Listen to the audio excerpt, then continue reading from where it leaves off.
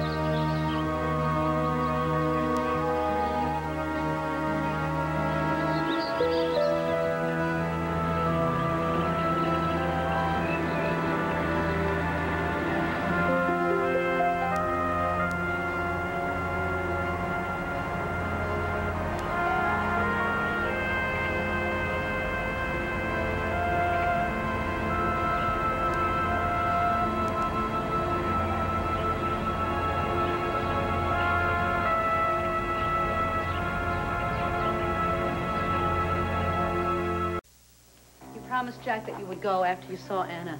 That was before she went into surgery. You promised, Adam. And I swore that you would keep your promise.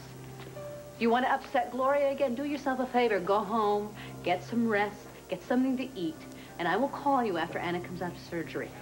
Brooke. Alice told me I would find you here. No Christmas bonus for Alice.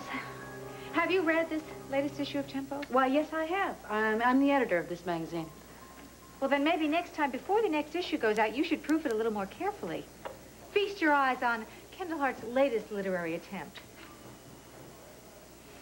What has been brunette models return to their ways. I demand a retraction, Brooke. A retraction and an apology. Look, Erica, maybe it would be better to just let this die a quiet death, huh? Maybe it would be better if I just bought your tawdry tabloid. Name your price. Name your price, Adam. Really, it would be worth it. Anything is better than this. Just, I'll call her into my office. I'll fire Kendall Hart. No, stop.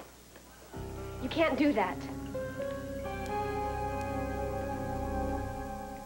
You know, I cut out salt and sugar, both, just like you always wanted me to. Remember that can of chocolate pretzels I used to hide in the bureau drawer? Well, I took it out, threw it right in the garbage can. Just quit cold turkey. However, I did keep that Nehru jacket I always promised you I'd get rid of. And the backpack with the peace sign on it. It's just some things you can't give up on, I guess. Like you. I'm not gonna give up on you, Laurel. No matter what. You know, Dr. Rollison says it's good to talk to you, even if you don't keep up your end of the conversation. So I'm going to sit here and I'm going to make scintillating conversation, and you just feel free to interrupt me anytime.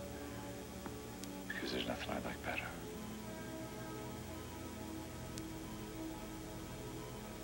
You know, Christmas is just around the corner. It's not really too early to make plans. I thought maybe we'd hit the slopes. You, me, and Lily. You know, have kind of a cool Yule in Vale. I think she'd be a natural, don't you? Maybe we should just stay here. Right here in Pine Valley. Home for the holidays, you know. Maybe that's best. I know you've always said that I can't sing to save my life, but maybe I can sing to save your life. Me and my shadow strolling down the avenue. Me and my shadow. Just jump in anytime, honey. Not a soul to tell my troubles to.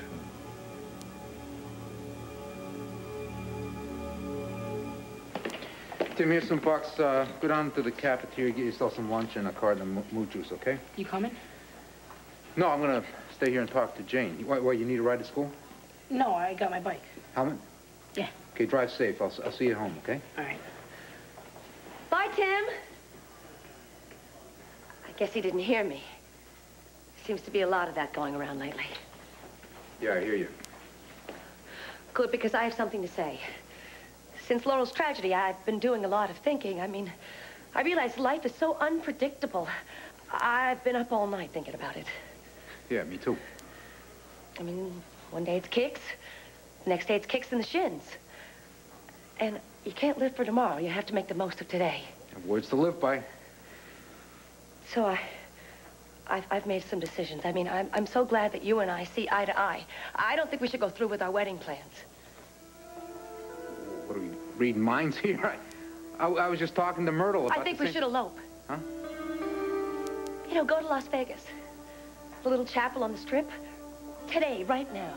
I thought we'd 86 this elopement, Jess. Well, that was before Laurel's accident. I mean, I think we should go ahead and just get out of town. I mean, Laurel's accident has just been a reminder of how fleeting life is, how you have to live every moment to the fullest. I want to be Mrs. Trevor Dillon before it's too late. Too late for who? For us. I mean, who knows what could happen? I mean, there could be a comet hurtling towards Earth or an earthquake or a flood. I want to say I do before I say adios. Well, what about the big do? I mean, Tad's springing for the whole thing. The guests, the food, all the trimmings, everything. We don't need all that hoopla. I mean, I just want to be a wife to you and a mother to Tim and Amanda, and I want to do it as soon as possible. Jane, Look, we don't have to go all the way to Vegas. We could go to Elk Green. Get married and come back and pick up the kids. And we'll all fly off to Bali for a sun and fun honeymoon, you know, just us Dillons. No telephones, no nothing, just us kicking up the sand and playing in the tide. What do you say, Trevor? Come on. No way. No way I can leave Laurel now. Laurel? That's what I got to talk to you about. I think we ought to put the brakes on us getting married.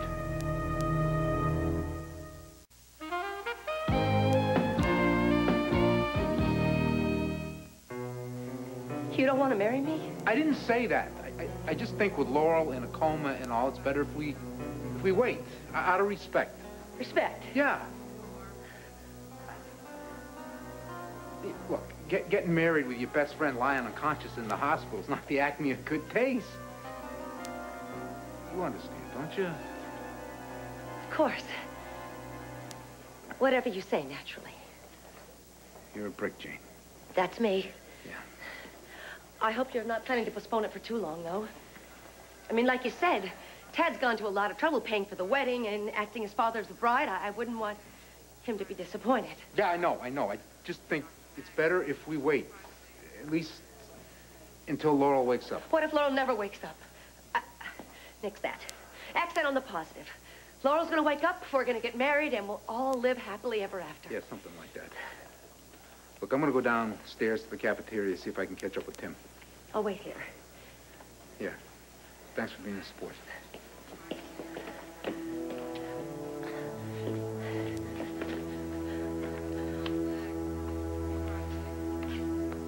And we'll all live happily ever after. What was I supposed to say? I'm gonna get a t-shirt made up for you that says, "Help, I'm talking and I can't shut up."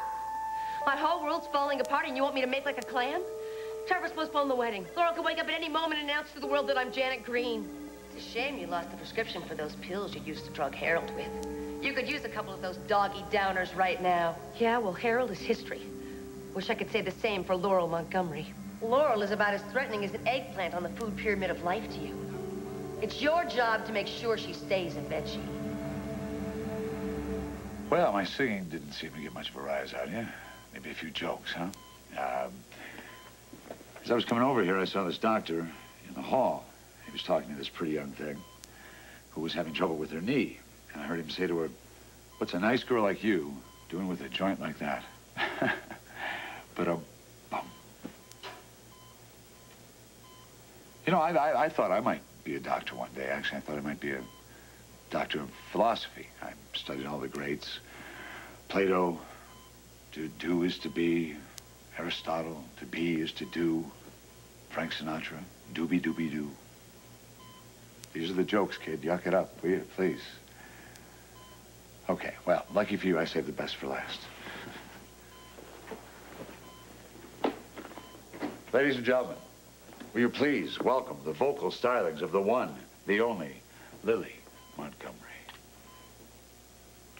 Twinkle, twinkle, little star, how I wonder what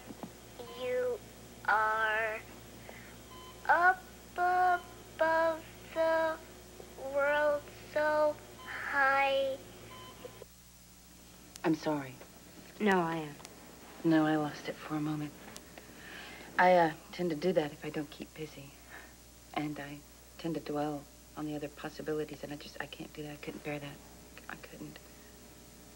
Adam's the one who should be having surgery right now. He should be having a full heart and soul transplant. He's the reason you're here. He's the reason your sweet little girl is in there fighting for her life. Yeah, well, Anna's going to be fine. Just fine, and Adam doesn't matter. Look, I'll tell you what. Anna's gonna be in surgery for a while, and I'm gonna be out shopping, so why don't you let me, go get a nurse and have her give you something to help you sleep? No, I don't want that. I don't want to be groggy when Joe returns back with his report, but what I do want is to wash my face and maybe freshen up a little bit, and then I'll be as good as new.